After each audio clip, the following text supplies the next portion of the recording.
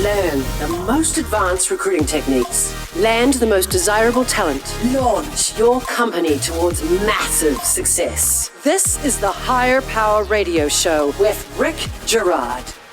Need help with your online recruitment advertising strategy? Give us a call at Red Dot. All right, everyone in a hiring capacity has made a wrong hire in their career. And I believe that is a direct result of hiring for skills first. So here's the scoop. A person's skills can change, but you can't change who they are. And technical abilities are not a clear indicator of passion for work. Today's quote, values should underpin vision, which dictates mission, which determines strategy, which surfaces goals that frame objectives, which in turn drives the tactics that tell an organization what resources, infrastructure, and processes are needed to support a certainty of execution. And you know who said that, don't you, Mr. Dave Kinnear?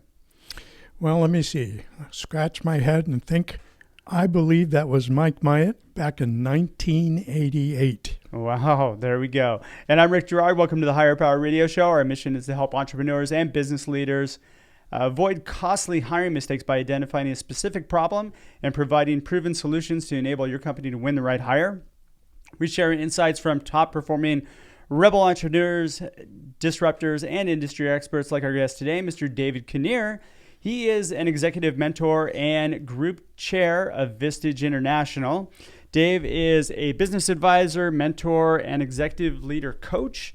Through his affiliation with Vistage Worldwide, Dave convenes and facilitates peer advisory boards, business owners, company presidents, general managers, and chief executives dedicated to becoming better leaders who make better decisions and achieve better results.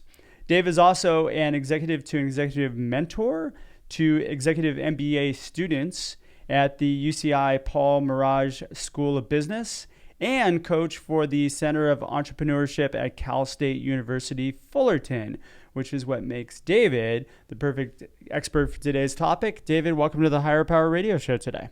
Well, thank you for having me. Yes.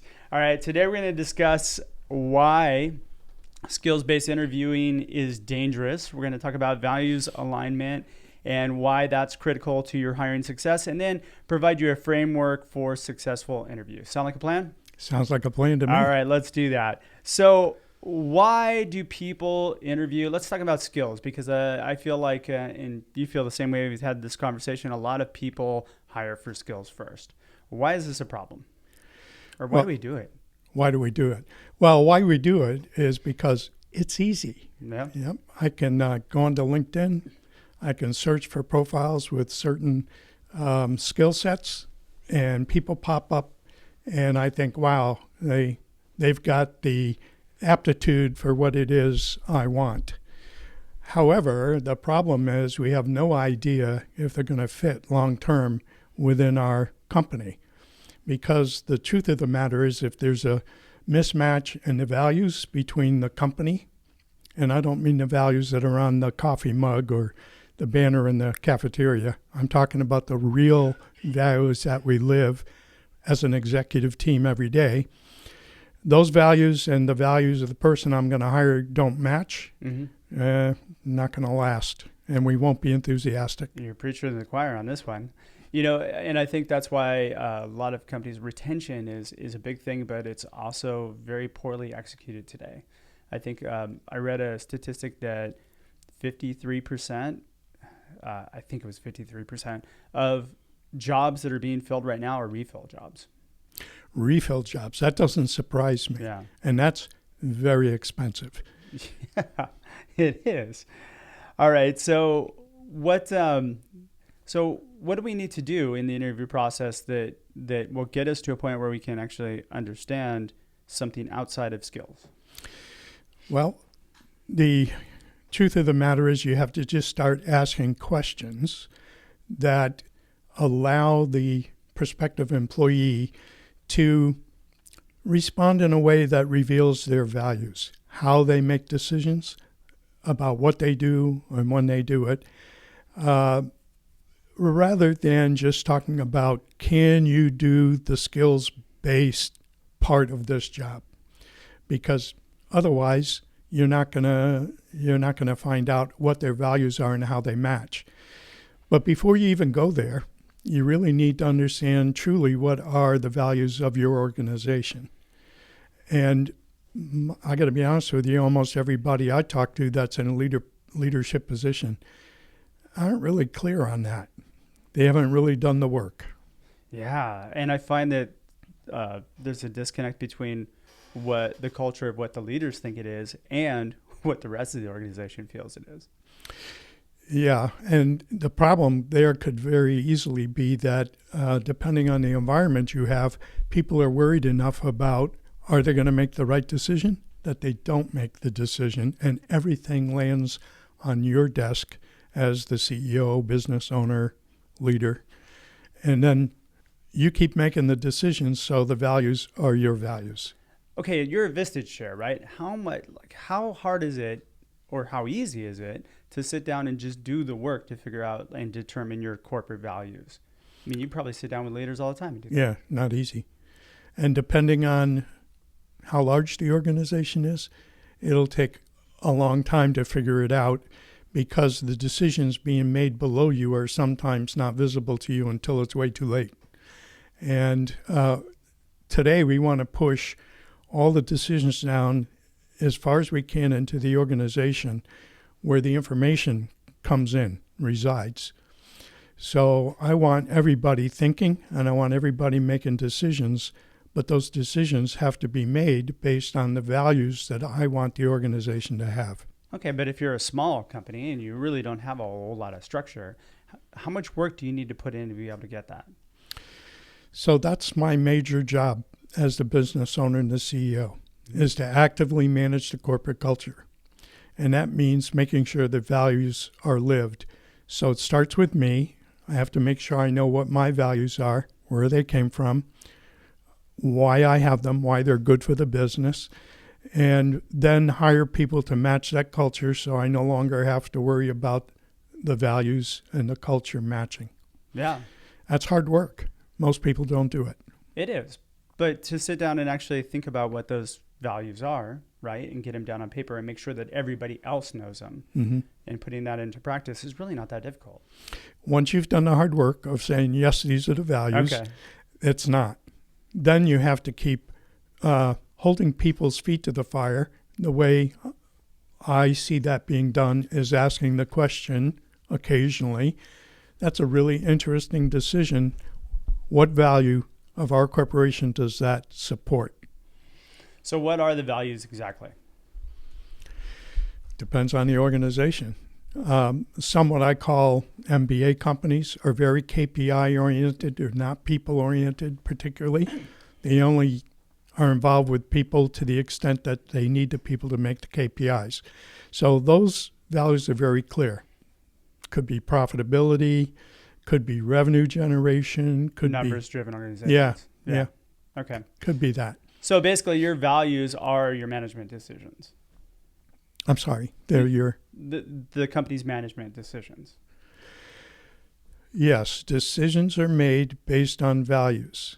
And culture is defined as the way things get done around here. Sure. And the way things get done around here are we make decisions, which are based on values.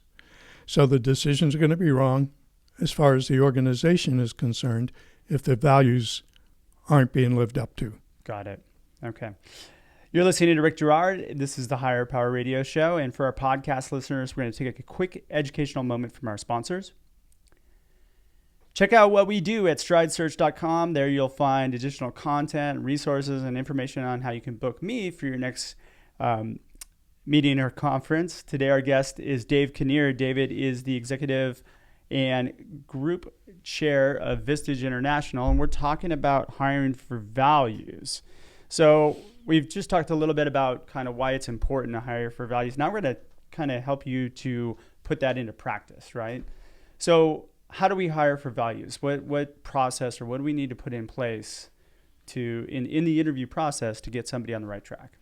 So you think about your values, you name them, and then you ask questions that are open-ended questions that allows the prospective employee to respond in a way that reveals how they make decisions. So we're talking about behavioral questions. That's exactly right. And then I reverse engineer in my own mind what they do, what they say. So when they respond to me, the first question I have in my mind is, I wonder what values Rick must have for him to have made that decision.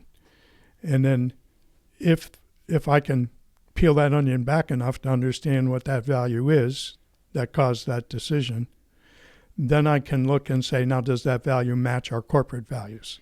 You can also design those questions in and around what that particular corporate value is. For example, Amazon does this really well. Mm-hmm. So they have their leadership principles. And of course, the leadership principle, the first one is customer obsession, right? So they will actually ask you questions. We have one interviewer who's judging you based on that criteria. And so they'll ask you questions about how well or what a good customer experience means to you. No matter what your customer is. Yeah, I totally agree. Yeah. But look at the hard work that went on up front. Oh, yeah. I mean, that was not easy. For a small company where everybody wears multiple hats, you got to start finding out what their broad brush values are around all of the criteria that you have for your company. And so if you're a small company, how many criteria do you need to have, though? Maybe 3, 4? Well, the trouble is I'm making decisions in 3 or 4 different disciplines, right? So I have to make sure those values cross over. Okay. So I keep asking questions, for example, the one you just used, that aren't just focused on the customer, because on top of that, I may have a responsibility for some of the profitability decisions that are being made depending on where I am in a small company, because we wear multiple hats. Sure. So it gets to be a little more complicated even.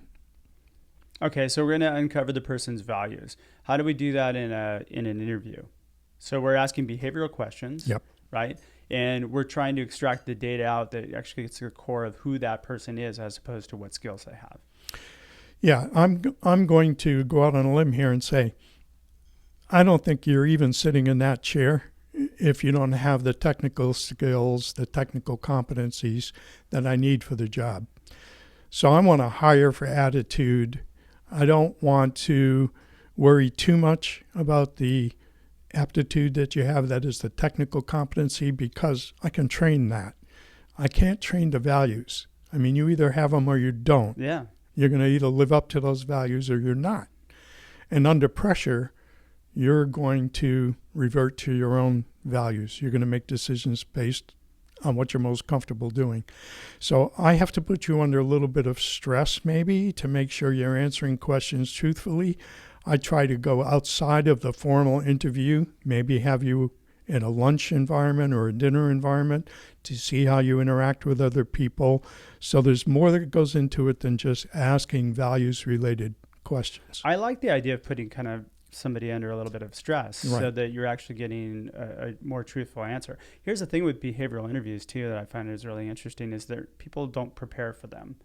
They're not really prepared to answer those questions. So you're getting probably a more honest answer out of them than you would if you give them the canned interview questions, like where do you want to be in 5 years?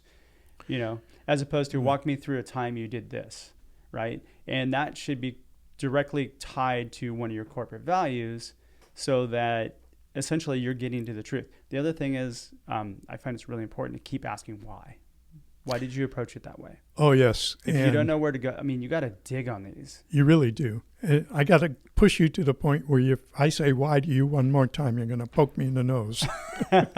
So 10 to 20 whys are not a bad thing? Not a bad thing. Yeah. Why did you approach it that way? Well, okay. Did you think about doing it any other way?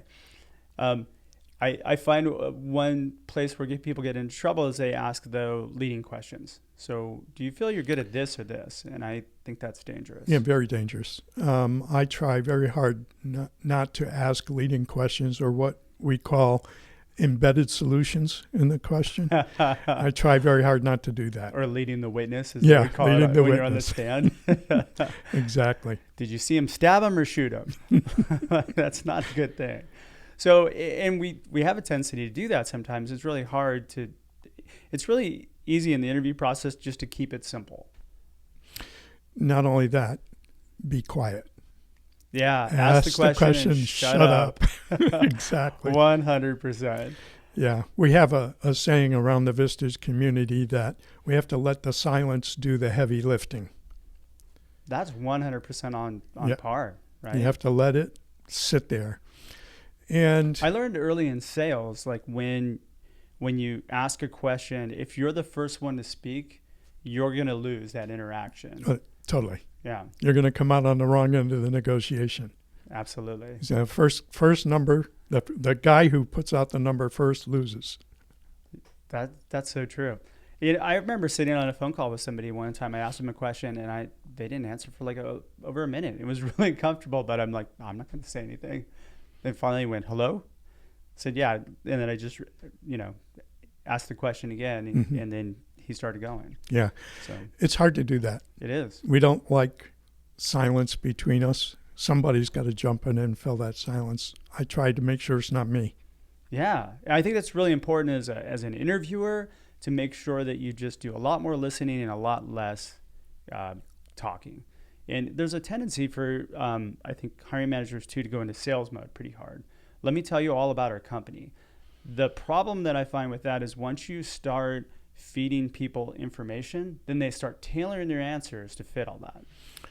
Yeah. I like to say, I'm sure you've looked up our company. What questions do you have? And then based on those questions, I can get a feel for where they are, how much research they've done. If they haven't done any, probably not somebody I'm interested in. Yeah, absolutely. If you don't prepare for the interview, don't expect to get hired. Right. Yeah. You should at least get some coaching or, All right, so they make it past the values point. What do you do then? Oh, assuming they have matched, as far as I can tell, our values, I'm going to hire them. They've already got the technical competency. That's a given. I take it as a given, otherwise they wouldn't be there. Yeah. Because that's an easy one to check off. It is, but it's also, it's also important that you look, I forgot, maybe it was Warren Buffett or somebody said they would hire based on accomplishment over skills all day long. Because people today want growth. They want to learn something new. As long as they have transferable skills, something that's similar, and you can find that in their, that goes a long way in attracting a talented person. Yeah, here's where I think that's very critical and important to find out is I have this pet peeve that I want to hire somebody with 5 or 10 years experience in my industry. That's groupthink. That's terrible. I like what you say. I want you to do the same job here that you did somewhere else. Yeah. And the only thing that I bring of value is that I can pay you more money. That's really all you have in that situation. Yeah. I totally agree. It's dangerous. It's very dangerous. So I want to get by that. And what I want to know, to your point, is what have you accomplished? Have you accomplished everything you want? Why would your joining us and our organization allow you to accomplish more of your dream that you want to accomplish of who you think you are as a person? And if I can get that out and get it on the table, I can make a decision fairly quickly whether or not this person is going to be realizing I'm paying them to think, not to do a job, not to follow orders. And here's the thing. People will tell you how they're going to be successful if you ask. They do, yeah. They'll tell you exactly what they need to be doing in order for them to be successful in your role. Then all you have to do is just connect the dots. I totally agree. Here's the problem I solved for you. This role will actually get you to where you want to be. And it becomes a very easy process. I totally agree. If you agree. just do that one thing. Yep. All right. So we're getting a little low on time. What would be 2 or 3 key takeaways that you can give our audience that they can plug into their business today? So, to my way of thinking, go back to the Michael Myatt quote. Mm-hmm. Values underpin everything in your organization. So do the hard work to understand truly what your values are in the organization. So that's the first thing. Do that hard work. And an executive coach would help you with that, right? An executive coach could help you with that. Yes, totally. An peer advisory board can help you with that. Sure. But it's important to do that. And again, another takeaway that I would suggest you might want to write down is that the CEO or leader of an organization really has only one job, one critical job, and that's to actively manage the corporate culture. Are people living up to the values? Do they understand clearly what the values are? Because if they don't, all that other stuff, the vision and the mission and the objectives, none of that matters because they're not based on a foundation. So repeat that. A CEO's function is to Has what? really only one critical job, which is to actively manage the organization's culture. Boom. All right. And then anything else? The leadership team, the whole team in leadership, has to believe in the values and have to live the values every day because our people watch us. They don't care what we say. They watch what we do. Absolutely. And if you have one rogue leader on board, oh my God, that screws up the culture. Yeah, you've heard about the one bad apple. Yeah. Spoils the barrel. You've probably hired one of those one bad apples yourself. Oh, I can't tell you how many times you make that mistake. Usually because I'm in a hurry and I hire to skills, not to attitude and values. Boom. And with that, we're out of time for today's show. David, thanks so much for your time investment today. And I want to welcome you to the Higher Power Radio community. Now, what's the best way in which members of our audience can find you, what you do, and maybe check out your Vistage group? So you can find me on LinkedIn. Obviously, that's where most people go these days. You can find me at execleadercoach.com website. You can email me there as well. And we'll attach all that in the show notes. Excellent. Excellent. All right, perfect. So I want to thank you for tuning in to today's episode of Higher Power. Quick thanks to our team, our engineer, Christopher Decker, our producers, Andrea Ballin, Shanti Ryle, and Ayla Gerard. If you're listening to the podcast, please subscribe, review, and share. We're listening, and we welcome your feedback. After all, this show is for you.